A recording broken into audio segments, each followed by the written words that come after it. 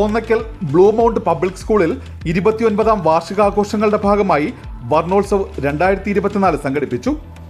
തോന്നയ്ക്കൽ സഭ കൺവെൻഷൻ സെന്ററിൽ നടന്ന പരിപാടിയിൽ ഭക്ഷ്യവകുപ്പ് മന്ത്രി GR അനിൽ ആഘോഷ പരിപാടികൾക്ക് തിരിതെളിച്ചു.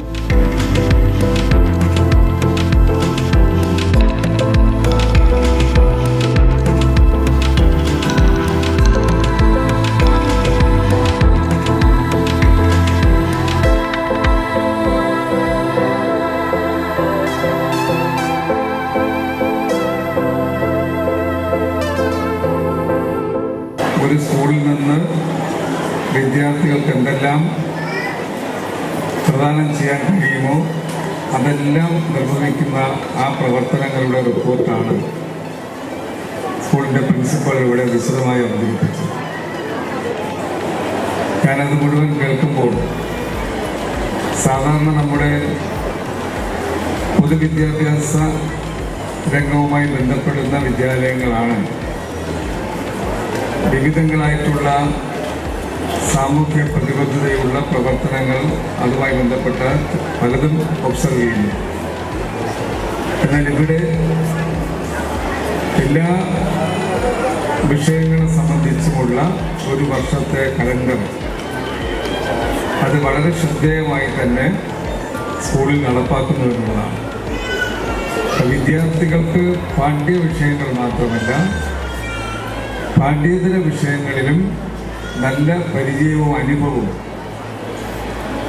നമ്മുടെ അസംബ്ലിയുടെ ഒരു മാതൃക സംഘടിപ്പിച്ചതിനെ സംബന്ധിച്ച് അതിൽ കക്ഷി നേതാക്കളെയും പ്രതിപക്ഷ നേതാവിനെയും എല്ലാം നമ്മുടെ വിദ്യാർത്ഥികൾ അനുകരിച്ചതുമെല്ലാം അതിനകത്ത് പറയുന്നു. അപ്പം അതുകൊണ്ട് പാഠ്യ വിഷയങ്ങളൊക്കെ കൂടുതൽ പാഠ്യേതര വിഷയങ്ങളിലെ പ്രായോഗിക പ്രവർത്തനങ്ങളിലേക്ക് നമ്മുടെ കുഞ്ഞുങ്ങളെ പ്രാപ്തമാക്കുന്നു എന്നുള്ളതാണ് ഈ സ്കൂളിനെ സംബന്ധിച്ച് ഏറ്റവും പ്രത്യേകതയുള്ള ഒന്നായി ഞാൻ കാണുന്നു. റിസൾട്ടിൻ്റെ കാര്യത്തിൽ ഇവിടെ സൂചിപ്പിച്ചല്ലോ, 100% സബ്ജക്റ്റുകൾക്കെല്ലാം 100% മാർക്ക് നേടിയ നിരവധി വിദ്യാർത്ഥികൾ വിവിധ സബ്ജക്റ്റുകൾ വിവിധ വിഷയமான റിസൾട്ട് എപ്പോഴും കൈവരിക്കുന്നത്. അങ്ങനെയുള്ള പ്രവർത്തനങ്ങളിലൂടെയെല്ലാം നമ്മുടെ ജില്ലയിലും കേരളത്തിലെയും ഒരു മാതൃകാ വിദ്യാലയമാണ് ഈ ബ്ലൂ മൗണ്ട് പബ്ലിക് സ്കൂൾ എന്ന് പറയുന്നതിൽ എനിക്ക് വളരെ വളരെ അഭിമാനമാണ്. ചലച്ചിത്ര താരങ്ങളായ അനുശ്രീയും ദേവനന്ദയും വിശിഷ്ട അതിഥികളായി. ഒരുപാട് സന്തോഷം ഈ ഒരു ചടങ്ങിന് നിങ്ങളെല്ലാവരും സന്തോഷത്തിലുള്ള ഈ ഒരു 29th ആനിവേഴ്സറി സെലിബ്രേഷൻ ഒരു പാർട്ടാവാൻ കഴിഞ്ഞതിൽ ഒരുപാട് സന്തോഷം.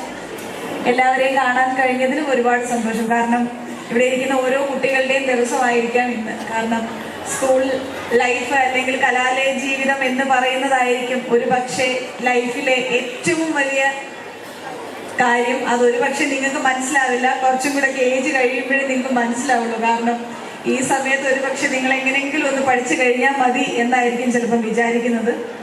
പക്ഷെ ഇതൊക്കെ പഠിച്ചു കഴിഞ്ഞ് വലിയ കുട്ടികളാകുമ്പോൾ ഒരുപക്ഷെ നിങ്ങൾ ആലോചിക്കും അന്നത്തെ പോലെ കുട്ടികൾ ആയാൽ മതിയായിരുന്നു. കാരണം ഞങ്ങളൊക്കെ ഒരുപക്ഷെ റിയലൈസ് ചെയ്യുന്ന ഒരു കാര്യമാണ് അന്നത്തെ സ്കൂൾ കാലഘട്ടവും സ്കൂളിൽ പോയ മെമ്മറീസ് ഒക്കെ ആയിരിക്കും. അല്ലെങ്കിൽ നമ്മുടെ കൂട്ടുകാരും ഒരുമിച്ചിരുന്ന് ഫുഡ് കഴിച്ചതും പ്രോജക്റ്റ് തയ്യാറാക്കിയതും ഒക്കെ തന്നെ ആയിരിക്കും പിന്നീട് ആലോചിക്കുമ്പോൾ നിങ്ങളുടെ ലൈഫിലെ ഏറ്റവും വലിയ മെമ്മറീസ് എന്ന് പറയുന്നത്.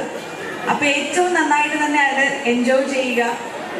അതുപോലെ തന്നെ എനിക്ക് തോന്നുന്നു ഞങ്ങളൊക്കെ പഠിച്ച സമയത്തിനെക്കാട്ടിലും ഒരുപാട് ആർട്സിനും അല്ലെങ്കിൽ എക്സ്ട്രാ കരിക്കുലർ ആക്ടിവിറ്റീസിനും ഒക്കെ ചാൻസസ് ഉള്ള അല്ലെങ്കിൽ സ്കോപ്പുള്ള അതിൽ ഒരുപാട് സപ്പോർട്ട് ചെയ്യുന്ന പേരൻസും ടീച്ചേഴ്സും സ്കൂളിൽ അതിനുള്ള ഈ പറയുന്ന പോലെ അതിനെ സപ്പോർട്ട് ചെയ്യുന്ന ഒരുപാട് സ്കോപ്പാണ് ഇപ്പോഴത്തെ കുട്ടികൾക്കാണെങ്കിലും നിങ്ങൾക്കാണെങ്കിലും ഒക്കെ ലഭിച്ചുകൊണ്ടിരിക്കുന്നത്. അപ്പോൾ അതിനെയൊക്കെ യൂട്ടിലൈസ് ചെയ്യുക, പഠിക്കണം. പക്ഷെ ഞാൻ എന്നാലും സ്കൂളിൽ പോകുമ്പോൾ എപ്പോഴും പറയുന്ന കാര്യമാണ്, പഠിക്കുക മാത്രമല്ല ബാക്കി സൈഡിലുള്ള കാര്യങ്ങൾ നിങ്ങൾക്ക് എന്താണോ, എല്ലാവർക്കും ചിലപ്പോൾ മേ ബി എല്ലാവരെയും പോലെ പഠിക്കാൻ കഴിയുമെന്ന് വരില്ല. സോ എന്താണോ നമുക്കുള്ള ഒരു എക്സ്ട്രാ സ്കിൽ എന്നുള്ളത് മനസ്സിലാക്കി നമ്മൾ എപ്പോഴും അതിനെ ഇംപ്രവൈസ് ചെയ്യാൻ ശ്രമിക്കണം. അല്ലാണ്ട് എപ്പോഴും പഠിച്ചുകൊണ്ട് മാത്രം ഇരിക്കരുത് എന്നുള്ളത് ഞാൻ എപ്പോഴും എൻ്റെ സൈഡിൽ നിന്ന് പറയുന്ന ഒരു കാര്യമാണ്.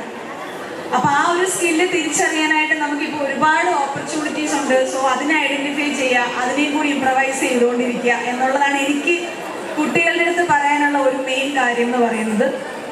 അപ്പോൾ എന്തായാലും എല്ലാവരും നന്നായിട്ട് പഠിക്കുക. ഈ പറഞ്ഞ പോലെ ഈ ഒരു റിപ്പോർട്ട്സിലെല്ലാം 100% അല്ലെങ്കിൽ 96%, 98% ഒക്കെ കിട്ടിയ ആൾക്കാരുടെ പേരുകളൊക്കെ വായിക്കപ്പെടുന്നത് കേട്ടു.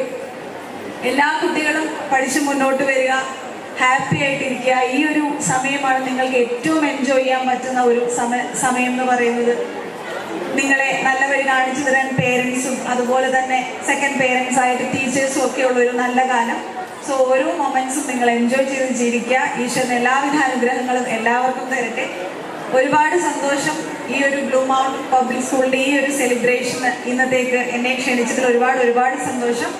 എല്ലാ ടീച്ചേഴ്സിനോടും അല്ലെങ്കിൽ ഈ ഒരു പ്രോഗ്രാമിലെ എല്ലാ ഭാരവാഹികളോടും അതുപോലെ തന്നെ എന്നെ ഇതിലേക്ക് ഇൻവൈറ്റ് ചെയ്ത മനുഷ്യനോടൊക്കെയുള്ള നന്ദി രേഖപ്പെടുത്തുന്നു. ഇനിയും കാണട്ടെ. അതുപോലെ തന്നെ നിങ്ങളുടെ സപ്പോർട്ടൊക്കെ ആണെങ്കിലും ഞങ്ങൾക്ക് വേണം. എത്ര വലിയ നടിയാണെന്നും നടനാണെന്നും ഒക്കെ പറഞ്ഞാലും നിങ്ങൾ വേണ്ട എന്ന് വെച്ച് കഴിഞ്ഞാൽ പിന്നെ ഞങ്ങളൊന്നും ഇല്ല. അപ്പൊ ഇതുപോലെ തന്നെ സപ്പോർട്ട് തരിക, പ്രാർത്ഥന ഉണ്ടാവണം. എനിക്കറിയാം എന്റെ എല്ലാ കൂട്ടുകാരും ആനുവൽ ഡേ ആയതുകൊണ്ട് എക്സൈറ്റ്മെന്റ് ആയിരിക്കുന്നത്. ഞാനും എന്റെ ആനുവൽ ഡേയ്സ് വരുമ്പോൾ എക്സൈറ്റ്മെന്റ് ആകാറുണ്ട്. കാരണം ആനുവൽ ഡേയ്സ് നമ്മുടെ കലാപരമായ ജീവിതത്തിൽ നമ്മളെ ഒത്തിരി ഹെൽപ്പ് ചെയ്യും. നമ്മുടെ ആദ്യത്തെ ഓഡിയൻസ് ആയ നമ്മുടെ friends, parents, grand parents, teachers അവരെല്ലാവരും നമുക്ക് തരുന്ന കയ്യടി നമ്മുടെ കലാപരമായ ജീവിതത്തിൽ നമ്മളെ മുന്നോട്ട് പോകാനുള്ള ഊർജം തരും. അതുപോലെ തന്നെ എൻ്റെ എല്ലാ ഫ്രണ്ട്സും ഒരു ദിവസം 1 മണിക്കൂറെങ്കിലും ബുക്ക് വായിക്കാൻ ശ്രമിക്കണം. കാരണം ബുക്സ് വായിക്കുന്നത് നമ്മളെ ഒത്തിരി ഹെൽപ്പ് ചെയ്യും. ഞാനും ബുക്സ് വായിക്കാറുണ്ട്. നിങ്ങളെല്ലാവരും മാളികപ്പുറം, ഭീമർ, 2018 എന്ന സിനിമകളിലൂടെ എനിക്ക് തന്ന സ്നേഹത്തിന് ഞാൻ ഈ അവസരത്തിൽ നന്ദി പറയുന്നു. മാളികപ്പുറം സിനിമയ്ക്ക് ശേഷം ഞാൻ 2 സിനിമകൾ ചെയ്തു. ഒരു സിനിമയുടെ പേര് ഗൂന്നാണ്. മണിയമ്പിള്ള രാജുങ്കളാണ് അത് പ്രൊഡ്യൂസ് ചെയ്തത്. ഞാനും സൈജുങ്കളും മാളികപ്പുറം സിനിമയ്ക്ക് ശേഷം അച്ഛനും മകളുമായിട്ട് അഭിനയിച്ച സിനിമയാണ്. പിന്നെ ഞാൻ തമിഴില് അരൺമണി 4 എന്ന് പറഞ്ഞ സിനിമ അഭിനയിച്ചു. തമന്ന വാട്ടിയുടെ കൂടെയാണ്. ഇത് 2 ഹൊറർ ഫാന്റസി ആണ്. നിങ്ങൾ എല്ലാവരും കാണണം, അഭിപ്രായം അറിയിക്കണം. Blue mount group chairman advocate doctor K Vijayan അധ്യക്ഷത വഹിച്ച പരിപാടിയിൽ ബ്ലൂ മൗണ്ട് സ്കൂളിൻ്റെ 29ാമത് വാർഷിക ആഘോഷമാണ് 29 വർഷക്കാലത്തെ സംവത്സരക്കാലത്തെ നമ്മുടെ പ്രവർത്തനം. തീർച്ചയായും ഈ രംഗത്ത് നമ്മൾ ഈ ജില്ലയിൽ നിന്ന് മാത്രമല്ല സംസ്ഥാനത്ത് തന്നെ ഒരു പ്രധാന ശക്തിയായി മാറിയിരിക്കുക. സംസ്ഥാനത്തെ വിരലെണ്ണാവുന്ന സ്ഥാപനങ്ങളിലൊന്നായി ബ്ലൂ മൗണ്ട് വളർന്നു വരാൻ കഴിഞ്ഞിട്ടുണ്ടെന്ന് പറയുമ്പോൾ ഈ സ്ഥാപനത്തോട് നിങ്ങൾ കാണിച്ചിട്ടുള്ള സ്നേഹവും വിശ്വാസവും അർപ്പണബോധത്തോടുകൂടിയുള്ള പ്രവർത്തനവും തീർച്ചയായും ശ്ലാഘിക്കപ്പെടേണ്ടതാണ്.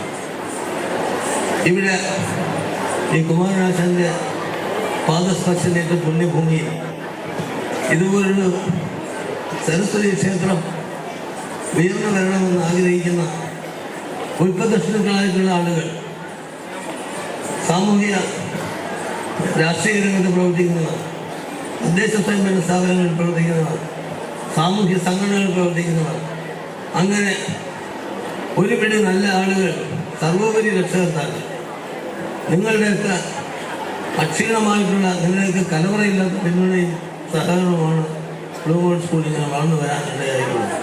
ഇങ്ങനെ ഒരു സ്ഥാപനം ഇവിടെ വേണമെന്ന് നിങ്ങൾ ആഗ്രഹിക്കുന്നു. അതുകൊണ്ടാണ് ഞങ്ങൾ കൊണ്ട് ഈ സ്ഥാപനത്തെ മുന്നോട്ട് നയിക്കാനുള്ള ഉൾപ്രേരക ശക്തിയായി പ്രവർത്തിക്കുന്ന നിങ്ങളാണ്. തീർച്ചയായും കാലാകാലങ്ങൾ വരുന്ന ഗവൺമെൻറ് എടുക്കുന്ന വിദ്യാഭ്യാസ സമീപനം എന്ത് തന്നെയായാലും ബ്ലൂ മൗണ്ട് സ്കൂളിന് നമ്മുടേതായ ഒരു വിദ്യാഭ്യാസ ക്രമവും ഒരു ചിട്ടയുമുണ്ട്. CBSE നിയമങ്ങൾക്ക് അനുസൃതമായി അതിൻ്റെ പശ്ചാത്തലത്തിൽ തന്നെ നമ്മളിങ്ങനെ സ്കൂൾ നടത്തുന്നുണ്ടെങ്കിലും നമ്മുടെ സ്കൂളിന് നമ്മുടേതായിട്ടുള്ള ഒരു അജണ്ടയുണ്ട്, നമ്മുടേതായിട്ടുള്ള പാഠ്യക്രമമുണ്ട്, ഒരു പാഠ്യപദ്ധതിയുണ്ട്. ആ പാഠ്യക്രമവും പാഠ്യപദ്ധതിയും നടപ്പിലാക്കിയപ്പോൾ കഴിഞ്ഞ 29 വർഷമായി നമുക്ക് ഈ സംസ്ഥാനത്ത് വിരലിലുണ്ടാവുന്ന സ്കൂളുകളിൽ ഒന്നായി മാറാൻ കഴിഞ്ഞു എന്നുള്ള വസ്തുത നമ്മൾ കണ്ടേണ്ടതായിട്ടുണ്ട്. അത് ഏറ്റവും പ്രധാനമായി പറയുന്നത് കമ്മ്യൂണിക്കേറ്റ് ഇംഗ്ലീഷ്. നമ്മുടെ ഇന്ന് ഗ്ലോബലൈസേഷൻ്റെ ഭാഗമായി ലോകം മുഴുവൻ ഒന്നായി മാറുന്ന ഈ കാലഘട്ടത്തിൽ ലോകത്തിൻ്റെ ഭാഷയായ ഇംഗ്ലീഷ് പഠിക്കണമെന്നുള്ളത് കമ്പൽസറി ആണെന്നുള്ളതുകൊണ്ട് തന്നെ ബ്ലൂ മൗണ്ടിലെ സ്കൂളിലും സ്കൂൾ അങ്കണത്തിലും ബസ്സിൽ മാത്രമല്ല നമ്മുടെ സ്കൂളിലെ കുട്ടികളും രക്ഷകർത്താക്കളും അധ്യാപകരും കണ്ടുമുട്ടുന്ന എല്ലാ മേഖലയിലും ഇംഗ്ലീഷ് മാത്രമേ ഉപയോഗിക്കാവൂ കർശനമായി നിർബന്ധമാക്കിയിരുന്നു. അപ്പോൾ അതുകൊണ്ട് തീർച്ചയായും ബ്ലൂ മൗണ്ടിൽ നിന്ന് പോയാൽ ഞാൻ വിശദമായി പോകുന്നില്ല. ചിറയൻകിഴമ്പന്റെ ബി ശശി, മുൻമന്ത്രി ഇ.പി. ജയരാജൻ എന്നിവർ ആശംസകൾ നേർന്ന് സംസാരിച്ചു. സ്കൂൾ പ്രിൻസിപ്പൽ ഡെയ്സി ജോസഫ്, വിദ്യാർത്ഥി പ്രതിനിധികൾ, PTA ഭാരവാഹികൾ തുടങ്ങിയവർ സംസാരിച്ചു. വ്യത്യസ്ത മേഖലകളിൽ കഴിവ് തെളിയിച്ച സ്കൂളിലെ വിദ്യാർത്ഥികളെയും ഏറെക്കാലമായി സ്കൂളിൽ സേവനം ചെയ്യുന്ന ജീവനക്കാരെയും വേദിയിൽ ആദരിച്ചു.